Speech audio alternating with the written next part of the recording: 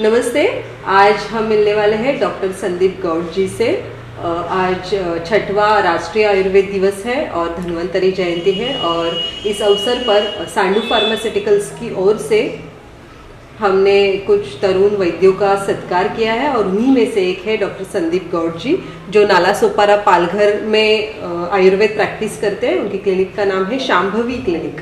तो welcome sir on the platform of Sandu pharmaceuticals limited. और आपका हार्दिक अभिनंदन, हार्दिक बधाई आपको कि आपको आज का कोविड वॉरियर पुरस्कार मिला है। हम जानना चाहेंगे कि आपकी आयुर्वेद की जर्नी कैसे शुरू हुई। मैंने BMS मित्तल कॉलेज से कंप्लीट किया है और द्रव्यगुण में MD पूरा किया हूँ। उसके बाद फिर मैंने 2005 से प्रैक्टिस स्टार्ट किया नालासोपारा में। शुरू में पहले एक छोटे लेवल पे, छोटे स्केल पे चालू किया मैंने और आयुर्वेदा प्रैक्टिस। फिर धीरे धीरे मैंने उसको एक्सपांड किया। अब मैंने पंचकर्म सेंटर तक पहुंचा दिया है और साथ ही साथ मैं आयुर्वेदा का प्रचार प्रसार भी अलग अलग कई कंट्रीज़ में कर चुका हूँ। स्पेशली कनाडा और US में भी कई बार विजिट कर चुका हूँ इस संदर्भ में। और मेरे पास में कई आयुर्वेदिक स्टूडेंट्स अब तक सीख चुके हैं। Approximate more than 250 students Mittal college से, साइन कॉलेज से, दुबे मेडिकल कॉलेज से, पोद्दार कॉलेज से सीख चुके हैं और सीख भी रहे हैं अभी भी। और उनको भी आयुर्वेद के प्रचार प्रसार के बारे में समझाता हूँ, आयुर्वेद के सिद्धांतों को समझाता हूँ और पेशेंट्स को भी ज़्यादातर इन चीज़ों पे आयुर्वेद के सिद्धांतों के प्रति ज़्यादा जागरूक करता हूँ, क्योंकि सिर्फ आयुर्वेदिक दवाइयाँ इंपॉर्टेंट नहीं है, आयुर्वेद का सिद्धांत इंपॉर्टेंट है। क्योंकि हम सिर्फ मटेरियल पे नहीं जा सकते। आयुर्वेद सिर्फ एक चिकित्सा या सिर्फ ट्रीटमेंट की पैथी नहीं है, इट्स अ लाइफस्टाइल। आयुर्वेद अपने आप में एक लाइफस्टाइल है जिसमें हम दिनचर्या से लेके रात्रिचर्या, ऋतुचर्या, फिर जो है कि आचार रसायन, जो हमारे डेली खाने वाले रसायन से भी इम्पोर्टेंट हमने आचार रसायन लिखा है, साथ में इंद्रियार्थ संयोग। उसके बाद तब जाके कहीं उन्होंने रसायन वर्गीकरण, तब ज्वर की चिकित्सा की शुरुआत की है। तो पेशेंट्स को भी इन सब चीज़ों को समझाता हूँ कि आपको कहाँ से शुरू करना है, क्योंकि अक्सर पेशेंट का क्वेश्चन होता है मुझे ही क्यों, मुझे ही डायबिटीज़ क्यों हो गया। मैं तो सुबह 9 बजे जॉब पे जाता था, रात को 9 बजे आता था, मैं तो बहुत मेहनत किया, फिर मुझे क्यों हो गया। ये तो बैठे हुए लोगों को होता है। तो उनको ये समझाता हूँ मैं अक्सर कि आपका आहार, आपका विहार, आपका औषध, तीनों किस तरीके से काम करता है। ये जान के हमें बहुत अच्छा लगा कि सर ना ही खुद एक अच्छे शिष्य है, पर आयुर्वेद की गुरु शिष्य परंपरा भी सर आगे बढ़ा रहे हैं। सर मेरा अगला क्वेश्चन ये है कि आप आयुर्वेद की किसी विशेष व्याधि के ऊपर आयुर्वेद चिकित्सा के लिए काम कर रहे हैं। जी हाँ, मैं एक तो उदर रोग पे कर रहा हूँ और साथ ही साथ इम्यूनिटी के ऊपर कर रहा हूँ। तो इन दोनों को ध्यान में रख के ज़्यादातर ऐसे पेशेंट्स को ट्रीट या ऐसे चैलेंजिंग केसेस को ट्रीट करना मुझे ज़्यादा अच्छा भी लगता है, क्योंकि मैं ये मानता हूँ कि ये दो एक ऐसे डिजीज़ के जो है सेक्टर हैं जहाँ पे कि आयुर्वेद पूरी तरह से अपनी पकड़ रखा है। क्योंकि आयुर्वेद में लिखा है कि प्रायेषु सर्वरोगेऽपि मंदाग्नौ, और मंदाग्नि की वजह से ही हमारे सारे रोग होते हैं। तो अगर हम इस अग्नि के बारे में समझ लें, जिसके लिए कहा गया नष्टो अग्नि म्रियते, कि अगर अग्नि नष्ट हो गई तो इंसान भी मृत हो जाता है। तो इसलिए मैं उदर रोगों पे मेरा इंटरेस्ट शुरू से ज़्यादा रहा और मैंने कई सक्सेसफुली जलोदर से लेके बहुत सारे ऐसे लीवर डिजीज़, उदर रोगों को मैंने सक्सेसफुली ट्रीट भी किया है।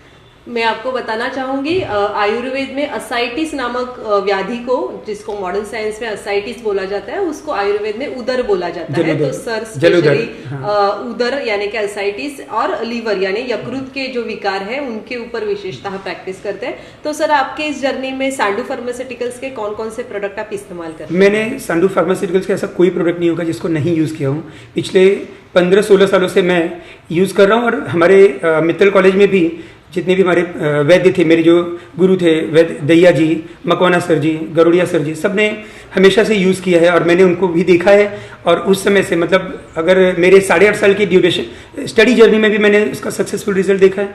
और मैं आज भी सारे उनके एथिकल प्रोडक्ट्स, क्लासिकल डिवीजन के प्रोडक्ट्स सब यूज़ करता हूँ और मुझे पूरा विश्वास है, क्योंकि मैंने सारे के सारे रिजल्ट देखे हैं अपने पेशेंट्स पे। Thank you very much sir, हमारे ऊपर इतना विश्वास रखने के लिए। अभी जो कोरोना सब जगह पे चल रहा है, तो जिस व्याधि के बारे में कुछ भी पता नहीं था, तो उस व्याधि को फाइट करने के लिए आपने क्या विशेष आयुर्वेद के साथ इसमें भी मैंने आयुर्वेद के रेफरेंस को ज़्यादा इंपॉर्टेंस दिया, क्योंकि आयुर्वेद में एक वर्ड लिखा है पेंडेमिक डिजीज के लिए, जन पदोध्वंस। ये कहा गया कि धी धृति स्मृति का जब हम दुरुपयोग करके प्रज्ञापराध करते हैं तब जन पदोध्वंस होता है, मतलब पेंडेमिक डिजीज होता है कोई भी। और ऐसे में फिर उन्होंने पंचकर्म और आचार रसायन के बारे में कहा है, और जिसको आज हम क्वारंटाइन बोलते हैं। आयुर्वेद में भी आइसोलेशन था कि रुग्ण को दूसरों से दूर रखा जाए। उसके साथ में मैंने सांडू के बहुत सारे प्रोडक्ट्स यूज़ किए, जैसे अमृतारिष्ट, माँ सुदर्शन काढ़ा, त्रिभुवन कीर्ति रस, और बहुत ही अमेजिंग रिजल्ट मिला मुझे पेशेंट्स पे इनका। और मेरे मैक्सिमम पेशेंट्स कई जो जिनका मैं कह सकता हूँ कि कोविड स्कोर 12-13 तक था, इवन कुछ जो 19 तक भी थे, सब लोग सक्सेसफुली रिकवर हुए। धन्यवाद सर आपकी ये अतुलनीय जानकारी के लिए। और सर ने अभी तक कोरोना काल में भी बहुत सारे रुग्णों को सांडू फार्मास्यूटिकल्स के बहुत सारे प्रोडक्ट के साथ हेल्प किए। और मैं ये बताना चाहूँगी जनपद ध्वंस यानी पैंडेमिक, उसका ये संस्कृत नाम है जो आयुर्वेद में बताया गया है। और धी ध्रुति स्मृति यानी मन के बारे में की ये चीजें हैं कि हम दिल का सुनते हैं और मन की तरह बह जाते हैं, लेकिन बुद्धि का नहीं नॉन सुनते सोशल हैं। Elements like using non social things. Yes तो इसीलिए उन्होंने वो एम्फेसिस किया है कि लाइफस्टाइल अगर हम अच्छी रखेंगे तो जरूर हम आगे, क्योंकि यहीं से हमारी इम्यूनिटी बढ़ती है। इम्यूनिटी बढ़ने के लिए कोई स्पेसिफिक दवाई नहीं होती है।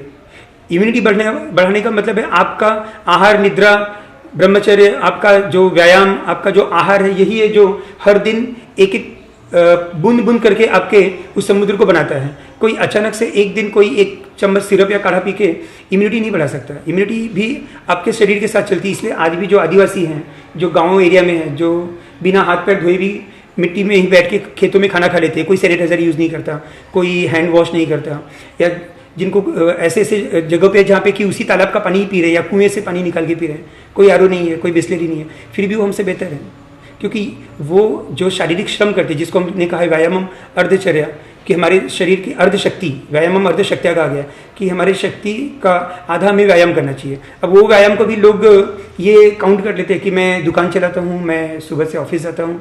वो ये भूल जाते हैं कि विस्तृत आयाम को व्यायाम कहा है, कि जहाँ पे आप हाँफते हो, जहाँ आप के शरीर से पसीना टपकता है, दैट्स कॉल्ड द व्यायाम।